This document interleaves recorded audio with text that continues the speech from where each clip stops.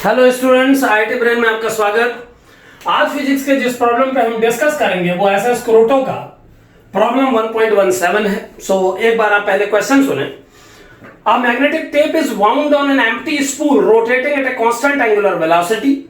The final radius RF of the winding was found to be 3 times as large as the initial radius RI as shown in the figure। एक figure दिया हुआ मैं आपको भी बना के बताता हूं। The winding time of the tape is T1. What is the time T2 required for winding a tape whose thickness is half that of the initial tape? यानी प्रॉब्लम क्या है, एक बार समझे। प्रॉब्लम यह है कि आपको एक स्पूल दिया हुआ है जिसकी इनिशियल रेडियस आर आई है और टैपिंग करके आपको इस स्पूल की रेडियस को आर एफ बनाना है। आर एफ का वैल्यू आर आई का 3 टाइम्स है, ये गिवन इंफॉर्मेशन है। जिस टेप की आप वाइंडिंग कर रहे हैं उसकी थिकनेस को मैं डी कंसिडर कर लेता हूं, तो T1 टाइम में आप रेडियस को आर आई से आर एफ कर देते हैं। It is given.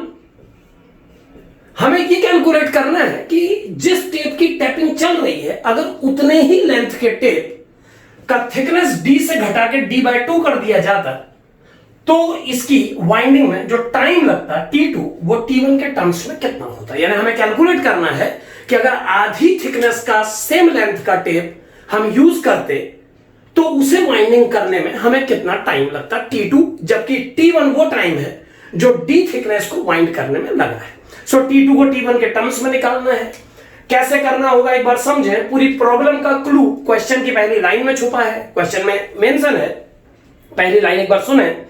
The magnetic tape is wound on the empty spool rotating at a constant angular velocity। ये गिवन है कि इस पूरी प्रोसेस में टैपिंग की एंगुलर वेलोसिटी ओमेगा कांस्टेंट है। ओमेगा एक कांस्टेंट की तरह ट्रीट कर रहा है। इस बात को यूज करके हम इस क्वेश्चन को इजीली कैलकुलेट कर सकते हैं। तो वे क्या होगा क्वेश्चन को सॉल्व करने का, एक बार समझें कि सबसे पहले अगर हमको फाइनल रेडियस और इनिशियल रेडियस गिवन है तो इन दोनों रेडियस और थिकनेस ऑफ द टेप की हेल्प से हम ये इजीली कैलकुलेट कर पाएंगे कि कितने नंबर ऑफ टर्न्स हमें टेप इस स्पूल के ऊपर चढ़ाने हैं। Number of turns in the spool ये आ जाएंगे are F minus R I upon D. मैंने रेडियस की दोनों वैल्यूज के डिफरेंस में थिकनेस ऑफ द टेप से डिवाइड कर दिया। तो आप समझते हैं कि अगर उस स्पेस में थिकनेस ऑफ द टेप से डिवाइड कर दिया जाए तो नंबर ऑफ टर्न्स मालूम चल जाएंगे। इतने टर्न्स आपको टेपिंग करनी है इस स्पूल के ऊपर और हर टैपिंग में जो सरकमफ्रेंस जितना टैप आप यूज करेंगे वो इस सरकमफ्रेंस 2 पाई आर के बराबर होगा। और हम देख पा रहे हैं कि लगातार बढ़ती हुई रेडियस के कारण ये 2 पाई आर की वैल्यू हर रीजन पे अलग अलग होगी। लेकिन हम ये भी जानते हैं कि ये जो रेडियस का इंक्रीमेंट हो रहा है ये यूनिफॉर्म है क्योंकि टेप का थिकनेस डी फिक्स है। ऐसे यूनिफॉर्म प्रॉब्लम में हम ये मान सकते हैं कि दोनों रेडियसेस के एवरेज रेडियस के बराबर रेडियस के टर्न्स टैपिंग की जा रही है। ऐसा करके हम प्रॉब्लम को सिंपल करेंगे क्योंकि कोई रेडियस छोटी है तो सरकमफ्रेंस कम है, कहीं सरकमफ्रेंस ज्यादा है तो एक एवरेज सरकमफ्रेंस के रूप में हमने एवरेज रेडियस से बनने वाले सरकमफ्रेंस को यूज किया।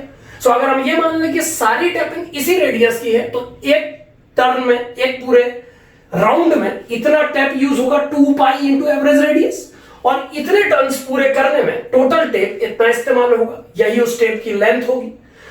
जो लेंथ यूज हुई है टेप की वो कैलकुलेट हो जाएगी pi into R F plus R I into number of turns and number of turns की वैल्यू है R F minus R I upon D.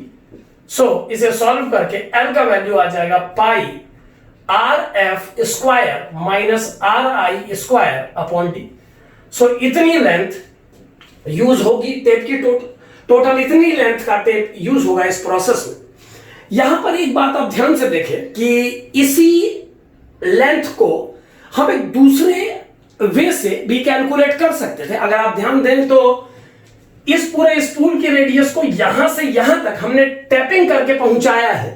अगर मैं इस रेडियस आरएफ का यूज करके इस कंप्लीट एरिया को कैलकुलेट कर लूं तो यह बन जाएगा पाई आर एफ स्क्वायर। और आर आई रेडियस यूज करके अगर मैं इस स्पूल के प्रीवियस एरिया जब टैप नहीं था तब का एरिया कैलकुलेट कर लूं तो ये एरिया आ जाएगा pi R I square. Circle का एरिया इस फॉर्मूले से दिया जाता है। और अब अगर इस कंप्लीट एरिया में pi R F square complete area में pi R I square area कम कर दूं तो ये डिफरेंस मुझे टेप में यूज्ड एरिया की वैल्यू दे देता है। यानी इस टेप को टेपिंग करने से जो टोटल एरिया इस स्पूल के ऊपर यूज हुआ वो इतना है। और अगर इस एरिया में मैं थिकनेस डी से डिवाइड कर दूं, आप समझे टेप की थिकनेस से, तो ये मुझे मालूम चल जाना चाहिए कि कितनी लेंथ का टेप इस्तेमाल हुआ है।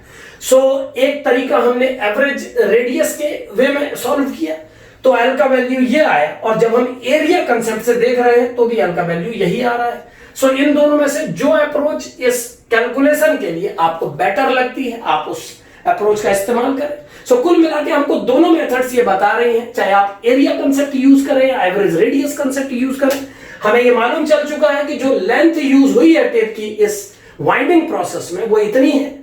अब इतनी लेंथ का टेप हमने इस्तेमाल किया है, तो इतनी लेंथ का टेप हमने यूज किया, और दूसरे पार्ट में क्वेश्चन के जो क्वेश्चन पुट अप किया गया उसमें ये बोला गया है कि अगर टेप का थिकनेस हाफ होता, अगर टेप का थिकनेस हाफ होता यानी लेंथ उतनी ही होती, बस उतना ही टेप अगर आपको आधी थिकनेस का मिला होता तो कितने टाइम में आप वाइंडिंग कर लेते। सो अगर सेम प्रोसेस को हम आधी थिकनेस के टेप के लिए यूज करें तो पहला कैलकुलेशन हम ये कर पाएंगे कि आधी थिकनेस का टेप इस रेडियस को आर आई से किस वैल्यू तक पहुंचा देता है। आर आई वैल्यू बढ़ के कितनी हो जाती अगर टेप का थिकनेस हाफ होता, क्योंकि ये कंफर्म है कि डी थिकनेस का टेप यूज करने से रेडियस आर आई से आर एफ तक पहुंचा, तो d/2 थिकनेस का टेपिंग करने से सेम लेंथ के लिए रेडियस आर एफ तक तो नहीं पहुंच पाएगी। सो मान लेते हैं कि जब आपने d/2 थिकनेस का टेप यूज किया तो रेडियस जिस वैल्यू तक पहुंची वो आर एफ डैश। सो इस दूसरी कंडीशन में सबसे पहले अगर हम इस फॉर्मूले को इस्तेमाल करें तो सिमिलर प्रोसेस से अगर रेडियस आर एफ डैश तक पहुंचती है तो R F dash minus R initial upon d/2 number of turns को प्रेजेंट करेगा। यानी उस दूसरे केस में नंबर ऑफ टर्न्स की value R F dash minus R I upon d/2 से दी जाएगी। और अगर ये वैल्यू एन डैश की है तो उस दूसरी कंडीशन में जो टेपिंग में लेंथ यूज हुई है उस लेंथ की वैल्यू जो कि एल ही है हम जानते हैं, लेकिन उसे कैलकुलेट किया जा सकता है किस तरीके से, जैसे हमने फर्स्ट केस में किया। सो अगर हम सेम फॉर्मूला लगा के उस केस में लेंथ कैलकुलेट करें तो क्या फॉर्मेट बनेगा एक बार देखें। 2 पाई आर की जगह आप एवरेज रेडियस ले सकते हैं R F dash plus R I upon 2 into number of turns N dash, और इस वैल्यू को भी एल के ही इक्वल होना चाहिए। अब अगर मैं इस प्रॉब्लम को सॉल्व करूं तो ये बनेगा pi into R F dash plus R I into N dash, जिसे मैं लिख सकता हूं R F dash minus R I upon d/2 and this value should be equal to L. अगर इसे पूरा सॉल्व किया जाए तो ये 2 न्यूमरेटर में आने के बाद ये बन जाएगा 2 pi by D R F dash square minus R I square equal to F. यानी ये सेकेंड इक्वेशन बन जाएगी इस फर्स्ट इक्वेशन के अगेंस्ट। ये आ जाएगा लेंथ का वैल्यू आर एफ डैश के टर्म्स में, जबकि एल का वैल्यू आर एफ के टर्म में हमें पहले से ही मालूम है। सो चूंकि हम जानते हैं कि हमने केवल टैप का विड्थ थिकनेस हाफ किया है, उसकी लेंथ को कम नहीं किया है, सो इस एल का वैल्यू इस एल के वैल्यू के कंपेरेटिव होना चाहिए। यहां पर एक बार फिर मैं वही बात जो पहले बताई थी बता देना चाहता हूं कि अगर आप इस 2 को डिनोमिनेटर में ही रखें तो आप फिर ये देख पा रहे हैं कि जैसा एरिया कैलकुलेशन पहली बार हुआ था वैसा ही दूसरी बार भी हुआ है। पाई आर एफ डैश का स्क्वायर टोटल आउटर एरिया है और pi R I square initial area, तो इनका डिफरेंस उस टेप के अमाउंट को शो करता है, उस टेप के एरिया को शो करता है जो हमने यूज किया। तो उस एरिया में अगर हम थिकनेस ऑफ द टेप से डिवाइड कर दें तो ऑफ कोर्स टेप का लेंथ पता लग जाएगा। तो दोनों ही कैलकुलेशन सिमिलर पैटर्न में बने हैं। अब अगर हम इन दोनों लेंथ को आपस में कंपेयर कर देते हैं, कंपेयर करने से पहले मैं इस 2 को वापस यहां पर ले आ रहा हूं। सो अगर इन दोनों को कंपेयर करें, एल को एल से कंपेयर करें, तो इनको कंपेयर करने पर देखिए क्या वैल्यू मिल जाएगी। इस एल और इस एल को कंपेयर करने से हमें मिलेगा pi upon D R F square minus R I square is equal to 2 pi upon D R F dash square minus R I square. और इसे अगर हम सॉल्व करें तो ये पाई और डी कैंसिल हो जाएंगे और फाइनली ये क्या बन जाएगा एक बार इसको देखते हैं। ये वैल्यू फाइनल कहां तक आ जाएगी एक बार सॉल्व करके देख लेते हैं। ये बन जाएगा, इसे अगर हम यहां से रब करें और इस कैलकुलेशन को आगे बढ़ाएं तो ये बनता है, ये फाइनल कैलकुलेशन बन जाएगा R F square minus R I square equal to 2 R F dash square minus 2 R I square. और अगर हम सारे टर्म्स एक तरफ चेंज कर दे तो R F square plus R I square upon 2 is R F square. So are F square की value का आर एफ डैश स्क्वायर की वैल्यू का, sorry R F dash square है, तो आर एफ डैश स्क्वायर की value का are F square की value से क्या रिलेशन है वो इस फॉर्मूले से पता लग गया हमको। अब ओमेगा का क्या यूज है इस पूरी प्रॉब्लम में, तो देखिए ओमेगा इंपॉर्टेंट है क्योंकि अभी तक हमने टाइम से रिलेटेड कैलकुलेशन अपने सॉल्यूशन में, अपने तरीके में इन्वॉल्व नहीं किया है। अब एक बार उस टाइम पे आते हैं जो टाइम लगा है इस स्पूल पर इतनी टेप की वाइंडिंग करने में। सो चूंकि ओमेगा कांस्टेंट है तो फर्स्ट केस में जब initial radius are I, final radius R F था और थिकनेस टेप की डी थी, उस समय जो टोटल एंगल टेप ने मूव किया था T1 टाइम में, वो एंगल था 2 pi into number of turns जो कि थे R F minus R I upon D.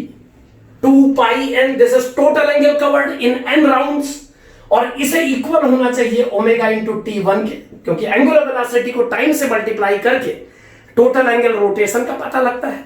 Similarly second case में अगर हम यही कैलकुलेशन करना चाहें तो 2 pi R F dash minus R I upon D, जो कि सेकंड केस में नंबर ऑफ टर्न्स है, डी बाई 2 लिखना होगा मुझे, sorry D by 2। So 2 pi number of turns यानी total angle covered should be equal to omega into T2 in second case.